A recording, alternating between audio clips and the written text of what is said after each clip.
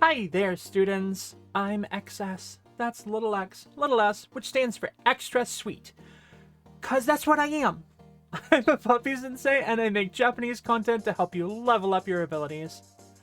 In today's mini grammar lesson, we're going to learn a bit about yasui and nikui. Oh, it goes ding! You can see yasui and nikui here. They mean that something is easy to do or that something is hard to do, right? Yasui, easy to do, nikui, hard to do. Now, before we talk more about the way that we want to incorporate these two into our grammar, there's something else that we have to address first.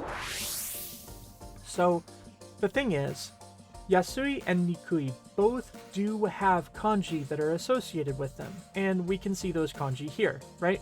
You see the kanji for yasui and the kanji for nikui. This is a weird case in Japanese though, because sometimes you see these kanji when they're used as a suffix, and sometimes we don't see these kanji when used as a suffix.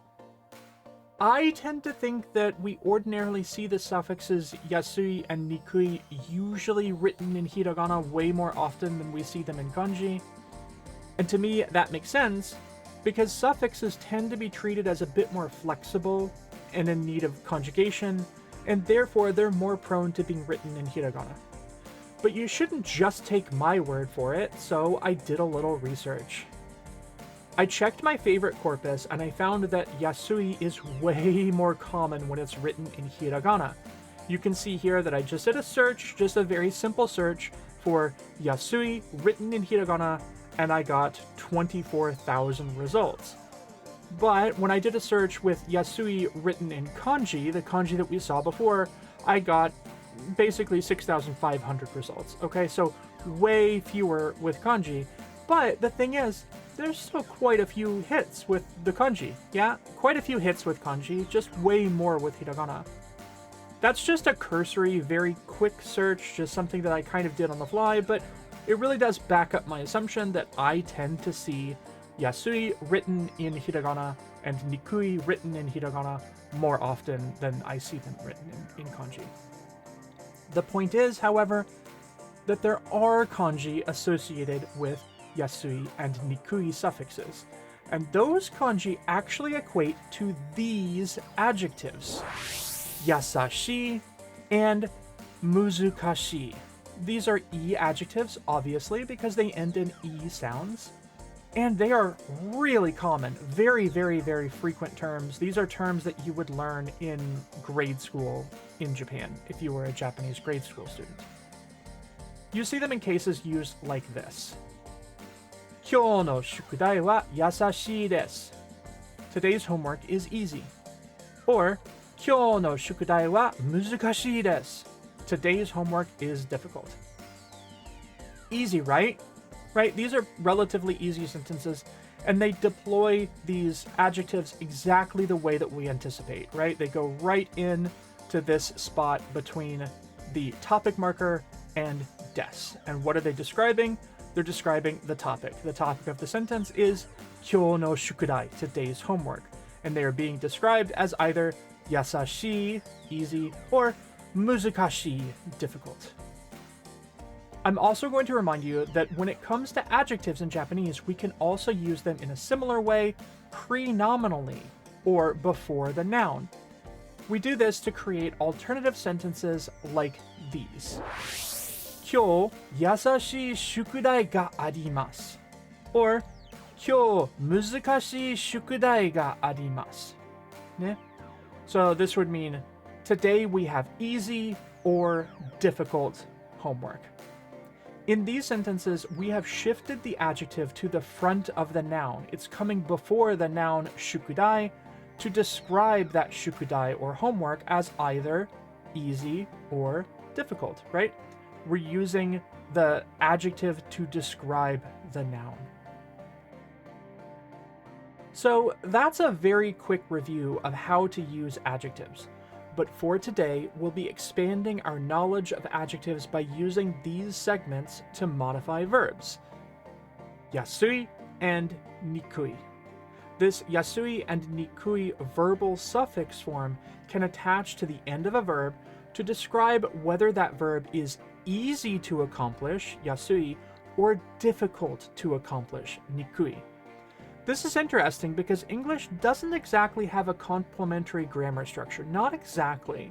You'll see what I mean in a little bit, but I find that yasui and nikui are really interesting because they accomplish something with ease in Japanese that's actually a little bit hard to do in English.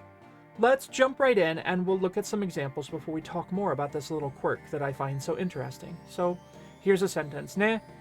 今日の宿題はわかりやすいです。今日の宿題はわかりやすいです。So the segment わかりやすい here is describing something as easy to understand. Our verb is わかる. And when we create the segment わかりやすい, we're saying it is easy to understand. Similarly, we could create something that says わかりにくい, which would mean that's difficult to understand. I want to think about how we compare this sentence with the previous one that we saw, okay? So this is わかりやすい, and we're going to compare it with 優しい, ね? Basically, the わかりやすい and 優しい are more or less interchangeable in these two segments. Effectively, they are both adjectives. So when we create a verb plus yasui pattern, like わかりやすい, we're making a new e adjective. It functions in the exact same way as 優しい. It's just saying that it's easy to do something specific. It creates a new adjective that describes something as easy to blank, whatever that verb is. And in this case, that verb is to understand, わかる. Right? So in this case, our new adjective means easy to understand. And as I've implied, we can basically do this with any verb. So, 食べやすい飯 is a meal that's easy to eat. 読みやすいmanga is a manga that's easy to read. 歩きやすい犬 is a dog that's easy to walk. Me. These are all complex nouns where the noun is being modified by an adjective, and in turn, that adjective is describing a verb as something that's easy to do. So, 食べやすい飯 is a complex noun. The noun here is meshi, a meal, and 食べやすい is saying it is easy to eat. So it's an easy to eat meal. Now, do you remember me saying that these yasui, nikui segments do something for Japanese that I think is difficult to do in English? See, these segments are actually really clunky, right? Easy to eat meal, an easy to read manga, an easy to walk dog. It's a little bit difficult and it almost takes your mind a moment to understand what that means. An easy to walk dog? What is that? Well, it's a dog that is easy to walk. That dog doesn't cause you any problems when you're walking her. She doesn't pull you a whole lot. She doesn't wrap you up in the leash and then knock you over and then lick your face relentlessly. I would never do such a thing. Unlike Japanese, English does not have a segment that just really helpfully describes something as easy to do from the perspective of a very specific verb. But for Japanese, this is incredibly common. The caveat is that there will be cases where a verb isn't one that's particularly easy to do. For example, ありやすい? Easy to exist thing? An ありやすい kusuri, a medicine that's easy to exist, doesn't really make any sense. A verb of existence like aru just kind of doesn't work well with this yasui segment because, like, it doesn't really mean anything. And so, to some degree, you kind of have to be careful about what verb you choose to describe as easy to do or difficult to do. Let's look at another example. 彼女は変わりやすい心があるそう。Let's break this down. 彼女 means girl. kawari yasui means easy to change, very changeable, very malleable. Kawari yasui can be changed easily. Kokoro, of course, means your heart. It can mean either your physical heart, like literally your heart that's in your chest, or it can be things like the things that you love, or love itself, kokoro. It just means heart. Ne? And aru so desu should be translated as something like she has, or she seems to have, right? With so translated as it might seem so. I'll talk more about so in a future episode, especially the way that it interacts with another grammar point, yo. For now, though, the point is that kawari yasui means easy to change, right? And so our sentence, kanojo wa kawari yasui kokoro ga aru so. It means something like it would seem that this girl has a heart that is easy to change. That's very poetic, but basically I think we could define that as the girl is fleeting and changes her mind very, very easily. Yeah? As we've seen so far, creating this verb plus yasui compound follows one of two patterns. First, if your verb is an ichidan verb, like taberu or tabemasu, you simply want to find the stem, that's the mas form minus mas, and then we add yasui. Super simple. Tabemasu becomes tabeyasui, easy to eat. Ureru, a verb meaning to sell, becomes ureyasui, right? Because it's uremasu, we drop the mas, it becomes ureyasui, and that means easy to sell, is going to sell easily. If you list it on eBay, it's going to sell immediately. Who uses eBay in these days? I don't know. Kimeru is a verb that means to decide. So if we create kimeyasui, ne? We just drop the mas form from kimemasu, or the ru from kimeru, and we create kimeyasui, then we get easy to decide. It's an easy to decide question, something like that. On the other hand, we have godan verbs. For godan verbs, we need to conjugate the verb into a form that ends in an E sound. Basically, for any godan verb, we're going to follow this pattern, right?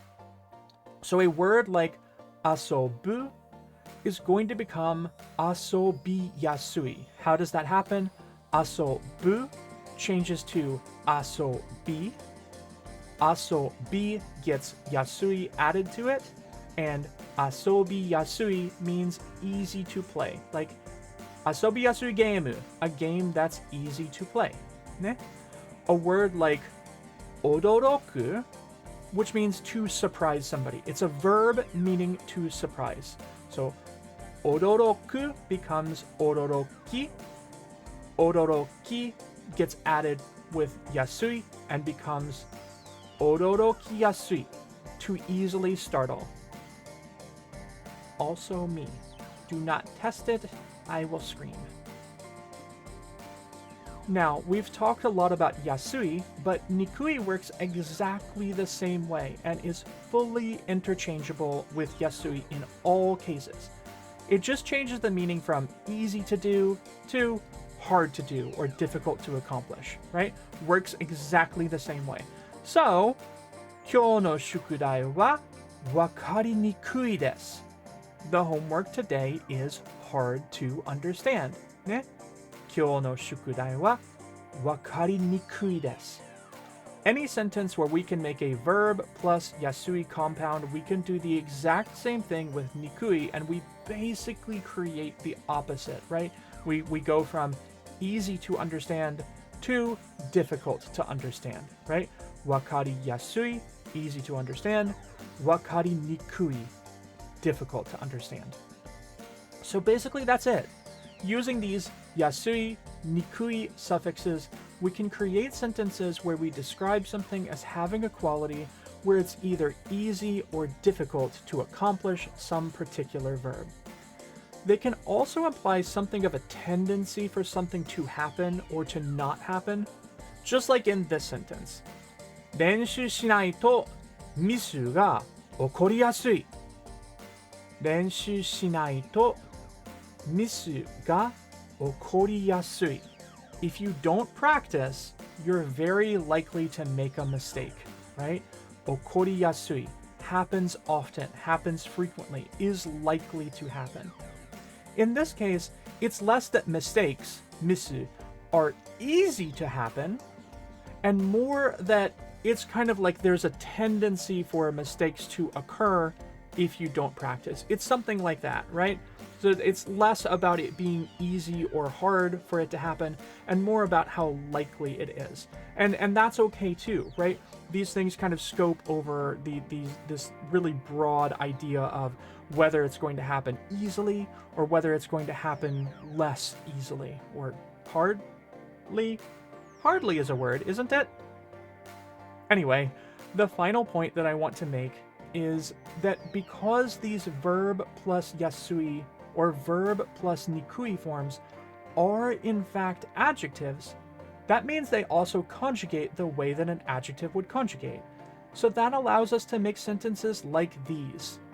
今日の宿題はわかりやすかったです. So now we've taken yasui and we've put it into the past tense for adjectives. Remember, for an e adjective, we are going to create this katta form to create the past tense. So it becomes wakari yasukatta. Wakari yasukatta, was easy to understand. And remember, your sentence ends with des, not deshita, right? Why is that? Because you already have tense in the yasukatta form. You don't want to repeat that tense as yasukatta deshita. That's like a double past tense, and you can't really do that in Japanese. So we have the des there to convey politeness, but we have the past tense created in the yasukatta form, right? So wakari yasukatta, was easy to understand. Equally important, we can also make these adjectives negative, right? So 今日の宿題はわかりやすくないです。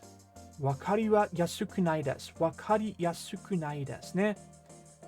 Why do we want to create the negative form of a yasui suffix instead of just using the nikui form, right? Because the nikui is already the opposite of yasui.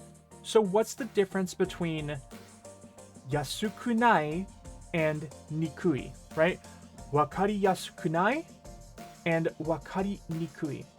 Well, I mean, the meaning is very slightly different between wakari yasukunai and wakari nikui, right? It's the difference between it was not easy to understand versus it was difficult to understand.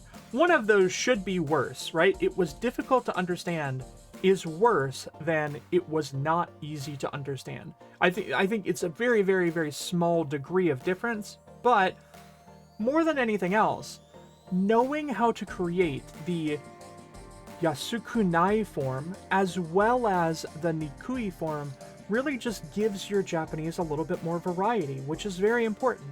I think it's always helpful to be able to say the same thing in different ways. That's something that just kind of benefits your Japanese, makes you sound a little bit more natural. If you can only say one thing without being able to say anything in a different kind of variety, then I think in the end you kind of start to sound a little bit like a robot, and we want to avoid that. So if you want to sound like a native, find other ways to say the same thing and sprinkle them into your typical Japanese grammar. Alright, let's go ahead and end this lesson here. I hope you learned something. I'll be looking forward to seeing you on Saturday for my next long-form lesson, where I will be talking about medical terms and anatomy in Japanese. We'll do a deep dive, so hopefully that's going to be helpful for you too. For now, see you soon! Mata ne!